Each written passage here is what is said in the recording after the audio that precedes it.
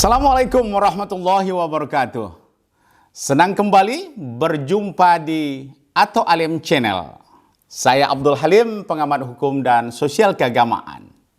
Sahabat Ato Alim yang berbahagia dimanapun Anda berada, saya coba hari ini mengajak rekan-rekan seantero Nusantara mendiskusikan seputar kawin siri yang heboh belakangan ini, terutama yang terjadi pada pasangan artis. Saya mulai dengan sebuah berita, ya, beberapa berita nanti akan kita lihat.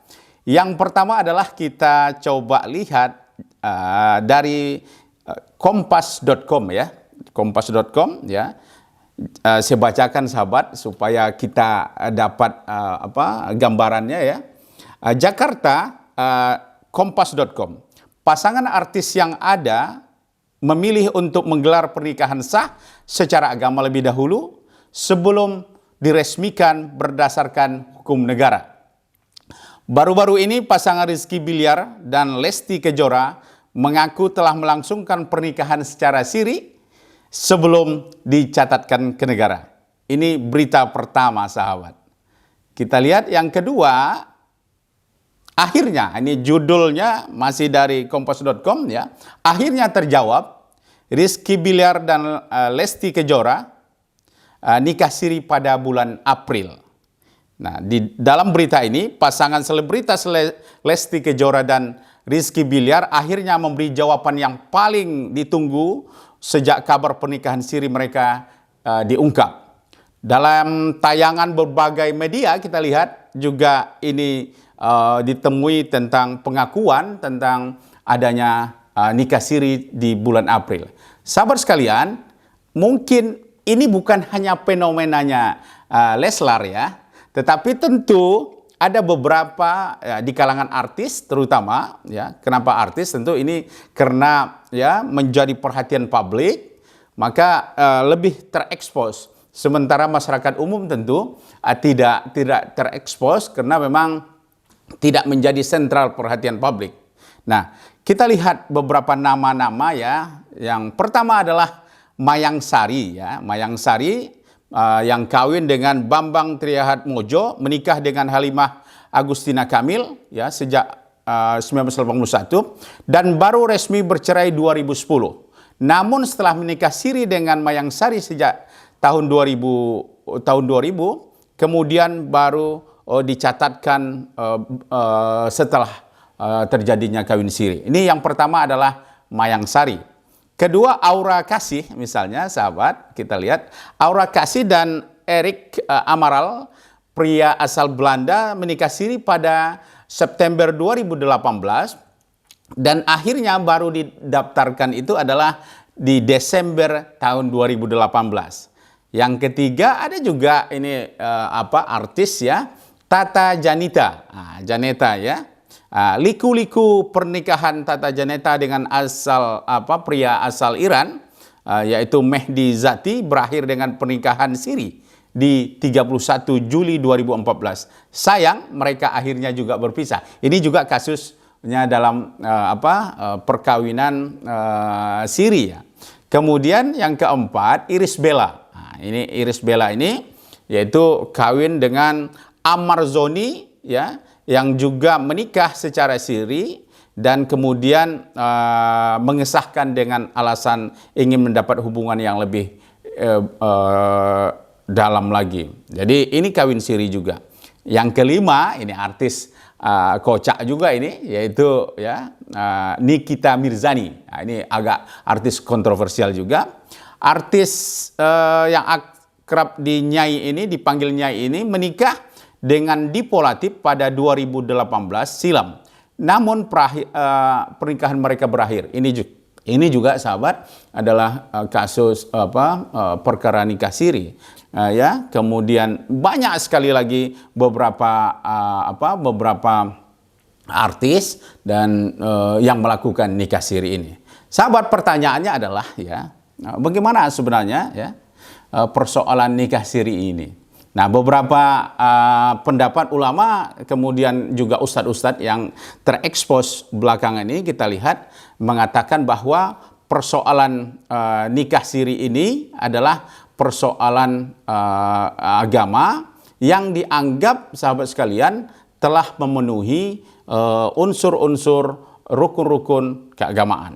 Nah, sahabat sekalian, kalau kita lihat dari pemahaman atau pengertian sebenarnya apa yang nikah siri ini, sahabat sekalian, nikah siri itu sebenarnya pengertiannya adalah nikah yang tidak tercatat. Jadi tidak dicatatkan. Kalau bagi Muslim, ya, pernikahan siri pencatatan pernikahan itu dicatatkan di kantor urusan agama. Jadi kalau kita misalnya tinggal di Jakarta Selatan, maka di Jakarta Selatan itu ada beberapa kecamatan, ya, yang masing-masing kecamatan itu ada kantor urusan agama. Jadi silakan mendaftarkan ke sana nanti, ya, bagi yang ingin melaksanakan sebuah perkawinan, pencatatan perkawinan.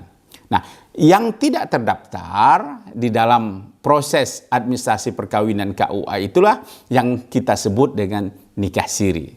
Sahabat sekalian, sebenarnya nikah siri ini adalah perkembangan dari aspek hukum, ya, aspek hukum kita di dalam bidang hukum perkawinan. Nah, sebelum ada Undang-Undang Nomor 1 1974 tahun 1974 tentang perkawinan, memang persoalan-persoalan perkawinan ini selalu dilaksanakan, ya, melalui secara keagamaan. Nah, apa yang disebut dengan keagamaan itu adalah yang pertama adalah terpenuhinya unsur-unsur atau rukun-rukun perkawinan. Nah, pernikahan. Nah, kita baca di dalam kompilasi hukum Islam misalnya, dan ini juga adalah perasan daripada fikih-fikih pendapat para ulama atau dalil-dalil yang ada dalam hukum Islam. Yang pertama adalah ini diatur di dalam kompilasi hukum Islam. Kompilasi hukum Islam ini adalah didasari oleh instruksi Presiden nomor 1 tahun 1991 tentang kompilasi hukum Islam. Di pasal 14 misalnya dijelaskan, saya sengaja mengambil dari konteks hukum Indonesia, ya sahabat sekalian, karena kalau saya rujuk nanti ke kitab-kitab yang muktabaroh di dalam kitab-kitab fikih klasik, ini mungkin agak perlu penjelasan yang lebih detail lagi. Kita lihat yang sudah menjadi saripatinya di dalam kompilasi hukum Islam. Yang pertama adalah sebuah perkawinan itu baru dikatakan sah secara agama, yaitu harus ada beberapa rukunnya. Yang pertama adalah tentu harus ada calon suami. Yang kedua harus ada calon istri. Ya nggak mungkin lah kalau nggak ada calon istri, calon suami, tidak mungkin terjadi sebuah perkawinan. Yang ketiga itu adalah wali. Wali itu adalah nanti ada yang dibagi pada wali yang betul-betul berdasarkan wali nasab dan ada wali hakim. Nah, wali ini adalah rukun yang ketiga. Yang keempat adalah 2 orang saksi. Jadi makanya kalau kita lihat sahabat, ya, duduk di di meja begitu, ya, kalau kita visualisasikan misalnya itu ada pengantin, ya, pengantin laki-laki, ada wali, ada saksi biasanya kiri kanan, ya. Ini keberadaan saksi menjadi hal penting untuk menentukan sah atau tidaknya. Yang kelima adalah harus ada ijab dan kabul. Ijab itu adalah si wali menikahkan, ya, mengijabkan kepada calon suami mempelai laki-laki, dan kabul dari si suami, calon suami sebagai mempelai pria. Maka ijab dan kabul itu menjadi persyaratan atau rukun yang tidak bisa dihindari. Sahabat sekalian, jika ini, ya sahabat, ini mungkin bagi yang sudah punya pengetahuan atau pengalaman kawin, ya, nah, ini tentu bisa direview kembali dalam pikiran sahabat-sahabat sekalian untuk mengingat rukun-rukun daripada perkawinan ini.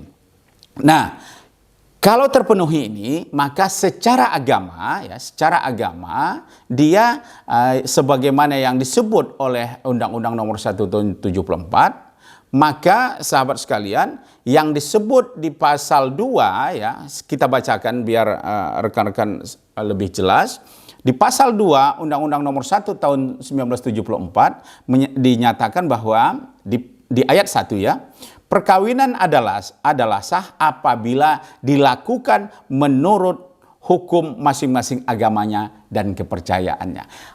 Dalam konteks inilah rukun-rukun tadi menjadi penentu ya sah atau tidaknya sebuah perkawinan. Jadi harus terpenuhi itu dulu. Yang kedua sahabat, meskipun secara agama tadi disebut adalah sah bila mana memenuhi lima hal tadi, 5 unsur tadi, maka ada poin atau ayat yang kedua di dalam Undang-Undang Dasar saya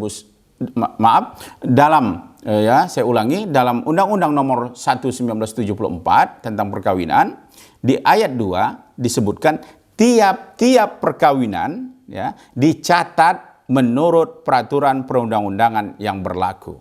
Nah, sahabat sekalian, disinilah sebenarnya muncul beberapa kebingungan, terkadang pertanyaan-pertanyaan ya di kalangan masyarakat. Saya kan sudah kawin secara agama, rukunnya sudah terpenuhi, misalnya seperti itu sahabat ya.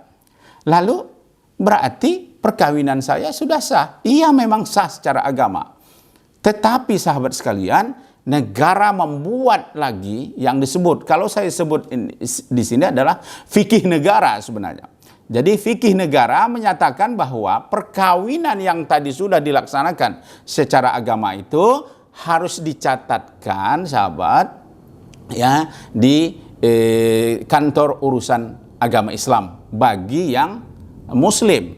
Bagi yang non muslim tentu di catatan sipil.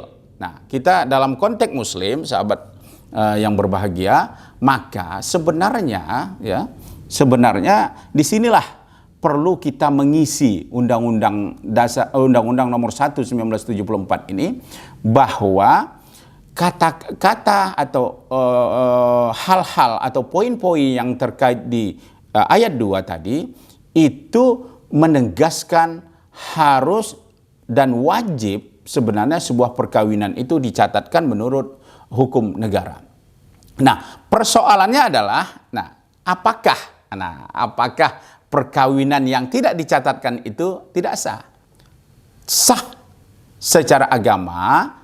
Tetapi sahabat sekalian, harusnya kita lebih mengembangkan lagi hukum ini menjadi hal yang lebih mempertimbangkan aspek-aspek di luar konteks rukun agama tadi. Di beberapa negara misalnya Tunisia dan beberapa negara muslim lain, bahkan persoalan pencatatan, bahkan juga kasus poligami yang tidak tercatat, ini punya sanksi pidana. Nah, Indonesia kapan menerapkan ini? Makanya sebenarnya kalau saya melihat menyatakan bahwa harusnya ayat 1 dalam ayat 1 di dalam pasal 2 Undang-Undang Nomor 1 1974 dan ayat 2-nya ini adalah suatu kesatuan yang harus direket oleh negara dan pelaksananya di lapangan. Jadi kalau misalnya dia tidak melaksanakan pendaftaran, maka pencatatan ini tidak bisa dilakukan. Jadi sahabat sekalian, disinilah fungsi daripada pejabat-pejabat di Kementerian Agama, khususnya kantor urusan agama itu lebih tegas ya, lebih terukur agar persoalan-persoalan perkawinan siri di luar pencatatan negara ini dapat dihindari. Sahabat sekalian, pertanyaannya kita kembali kepada kasus Leslar tadi. Dia kawin di April 2021. Nah, saya melihat ya ada yang diresahkan di beberapa media itu mempertanyakan apakah akad yang kedua itu sah. Nah, saya ingin mengatakan sahabat sekalian, kita harus pilah ya. Dalam konteks perkawinan sebagai ibadah, kita sebut adalah sah ya, hubungan ikatan itu sah. Tetapi dalam konteks perkawinan sebagai tindakan hukum, perbuatan hukum, maka sebenarnya kalau boleh kita menyusun sebuah merevisi undang-undang ini, harusnya ya perkawinan seperti ini setidak-tidaknya diberikan sanksi, ya. Sanksinya bisa saja dalam bentuk administratif, ya, tidak mesti selalu sanksi pidana badan atau kurungan, tetapi sanksi administratif atau sanksi denda. Inilah barangkali yang menjadi poin kita, sehingga sahabat sekalian, ini persoalan tidak berulang. Dan yang paling penting di belakang itu adalah persoalan perlindungan terhadap perempuan dan anak yang disebabkan oleh perkawinan siri. Kita lihat sahabat sekalian, bagaimana misalnya kita lihat perempuan ya banyak teraniaya ketika terjadi perceraian. Kalau aman mungkin oke lah, tetapi percekcokan, perceraian sementara tidak ada pencatatan atau secara kenegaraan tidak tercatat, maka problemnya dan masalahnya adalah bagi perempuan dan anak. Hak-hak anak harus kita lindungi. Hak-hak perempuan harus kita lindungi. Sehingga perkawinan siri seharusnya kita menyatakan, juga harus berani mengatakan bahwa perkawinan siri sebenarnya bisa kita katakan melanggar hukum negara dan mempunyai sanksi-sanksi hukum yang harus ditegakkan dalam undang-undang perkawinan kita. Sahabat sekalian, kalau ini tidak kita antisipasi, maka persoalan-persoalan ini akan selalu muncul. Tetapi yang bukan saja di kalangan artis sebenarnya ya sahabat, kita lihat juga di kalangan pejabat negara, berapa banyak misalnya mempunyai istri simpanan. Ini juga seharusnya bagaimana di undang-undang kepegawaian misalnya bagi PNS atau TNI atau kepolisian atau pejabat negara yang melakukan ini juga harus menjadi perhatian pemerintah untuk menghindari, untuk mengantisipasi persoalan-persoalan yang terkait dengan hak-hak perempuan dan anak. Dan untuk itulah sahabat sekalian, maka negara harus hadir, harus proaktif, dan tokoh agama juga harus mendorong ini. Jadi tokoh agama jangan misalnya bersedia juga, harusnya didorong ya. Tokoh agama dari ormas keagamaan atau tokoh individual di tengah masyarakat, tokoh adat harus mendorong, harusnya bersikap tidak ikut serta memfasilitasi. Dan begitu juga kepada orang-orang tuanya. Nah, yang terakhir sahabat, jika ada perkawinan siri, maka seharusnya tidak perlu diulang perkawinannya. Akadnya itu tidak perlu diulang, karena memang dia sudah dianggap sah. Tetapi yang perlu dilakukan adalah ya bagaimana sesegera mungkin melakukan isbat nikah misalnya. Agar ya, ini ada skenario isbat nikah, silakan untuk pencatatan isbat nikah, permohonan isbat nikah di pengadilan agama. Lakukan itu. Nah, apakah nikah Leslar misalnya tadi adalah harus diulang? Sahabat sekalian, sebenarnya kalau kita lihat sama dengan beruduk. Apakah kita misalnya uduk kita itu sudah batal atau belum? Kalaupun kita beruduk kembali, itu tidak mengandung bahwa uduk pertama itu batal atau tidak boleh. Jadi itu adalah penyempurnaan secara adat sebenarnya. Secara agama sudah selesai, dan penyelesaian secara keagamaan dan kenegaraan. Jadi persoalan akadnya itu hanya seremonial. Inilah beberapa hal yang mungkin harus menjadi perhatian kita. Demikian sahabat sekalian, semoga perkawinan siri dapat diantisipasi dan negara harus hadir untuk merevisi undang-undang perkawinan dan sehingga perempuan dan anak dapat terlindungi. Demikian saja kita hari. Assalamualaikum warahmatullahi wabarakatuh.